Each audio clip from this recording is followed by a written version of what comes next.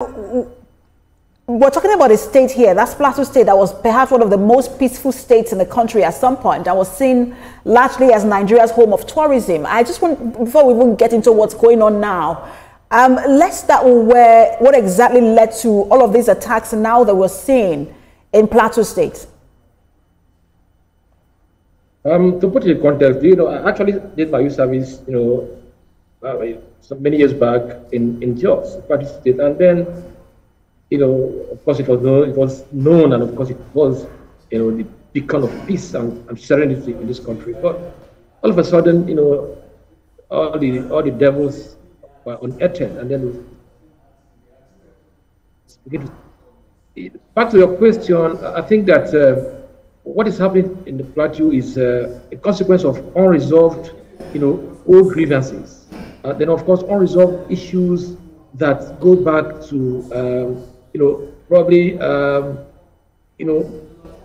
the inability to manage the diversity that are actually there that you see on the Plateau.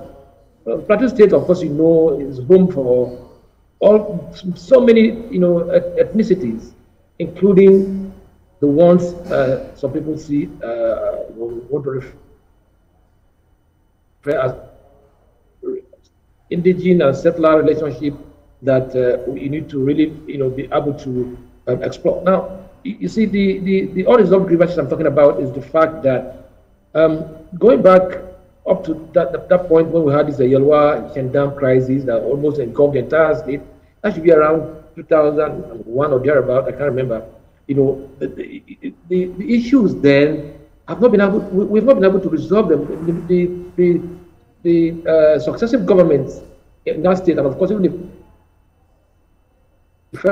back and have what we call, root cause analysis of the problem to come out clearly and boldly with the issues at stake. Now, then again, there is the issue of lack of sincerity on the part of those who, we put there to manage the situation.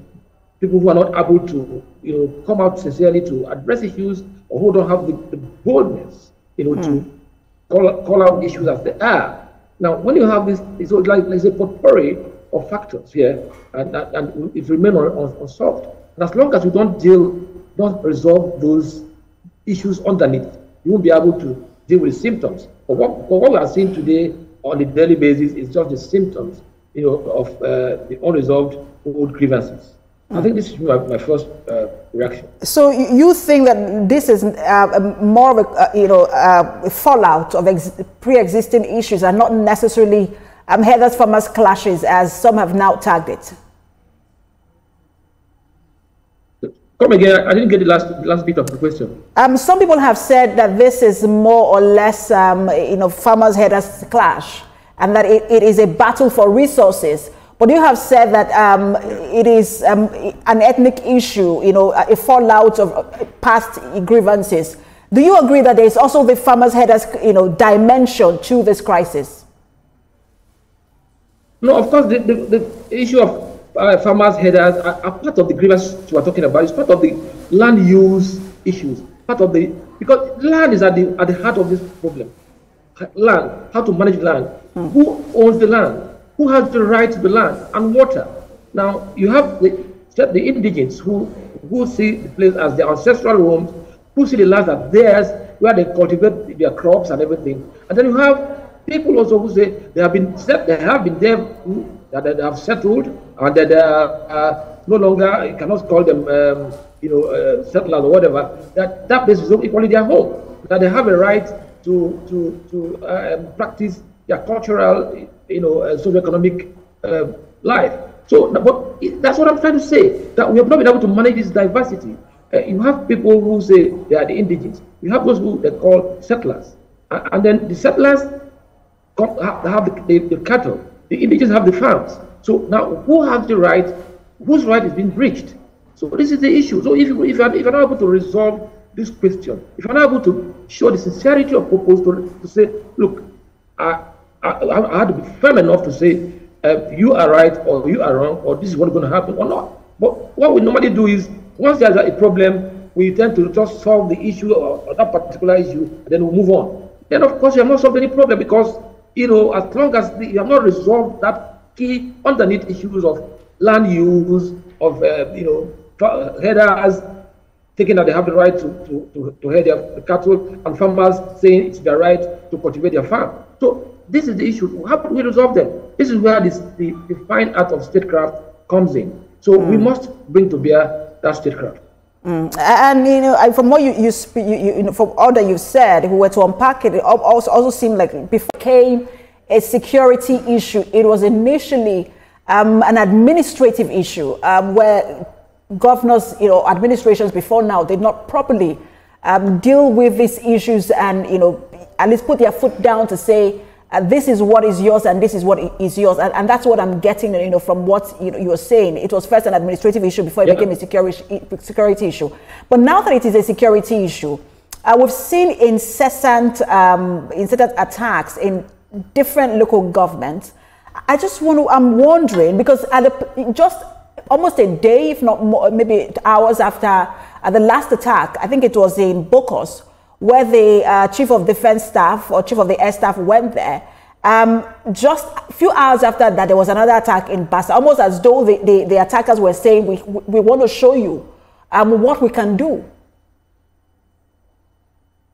That's what I'm saying. Look, I always say that kinetic efforts, maybe deploying the boots on ground, are just like dealing with the symptoms. As long as you have not been able to treat the disease, you are just scratching it at the surface. Look, even if you deploy the entire Nigerian forces on the plateau today, and you are not able to resolve these underlying issues, you find out that the effort of those guys, the military guys, will come to naught, because there are people who believe that they have been wronged. There are people who believe that they have been underreported, that their own side of the story have not been covered. But Mr. Omeje, I hear you. Apologies for interrupting you, but I hear you. But there is also a crime element to this. People have been killed. Homes have been, properties have been destroyed, homes burned. People are now, living in makeshift shelters, or some of them not even having a place to stay because they are scared for their lives. I mean, there's a crime element to this. Have we been able to effectively deal with the crime element of this particular crisis? Fantastic. Okay, fine. Let's talk about the issue of crime element. Dealing with crime, dealing with this kind of insecurity, it is not entirely the job of the military, for instance, to deal with it. This is where you have to have the collaboration of the people. You have to work with the communities. You have to work with the entire gamut of that environment to make sure that the critical stakeholders are brought to table, so that as you are dealing, as the security men are out there on the field, you are able to calm frayed nerves. You are able to deal with the intrinsic part of the issues. So, but again, back to the crime issue, I think that this is where political will equally comes in. The governor, for instance, should be able to go beyond lamentations. He should be able to, even if it's going to form some kind of civilian joint task force, the type we saw in Northeast, he should make sure that the entire spectrum of that particular state are part of that such task force. Because if you don't do that, there will be some feelings of insecurity or lack of confidence in some part of the community. But then again, the military must take charge. The military must be above board in this matter. On no account must military be seen to either show some kind of laxity or bias or unable to contain the situation. They must be provided with all they need to run in the situation, and it has to be a kind of in a joint environment, so that they should be able to have eyes in the sky and of course boots on the ground. That way they should be able to cover the system. Because a number of times you see communities say, look, the dead of the night, and despite their effort to reach the authorities, no help came, and before the help could come, damage has been done. So what we do, we need to deploy technology too. How do we make sure that people's cries are heard? And then again, that issue of bad governance comes in. Why is it that in this age and time, there are still communities in this country where the military guys don't have access, because there's no road, they can't even afford to get to the point of crisis because there's no access. So you see, where do we deploy our resources? Is it so this is the issue of governance, and our governors must be called to question here. What are you doing? Why are we still having communities that are cut off from civilization, that are cut off from immediate response from our security agents, just because there's no access code or there's no technology to reach them? So this is the issue we're talking about. The whole thing is a kind of interrelated, and we must deal with them like that. It's not just the issue of military guys. We have to give them the enabling environment to operate. Yeah.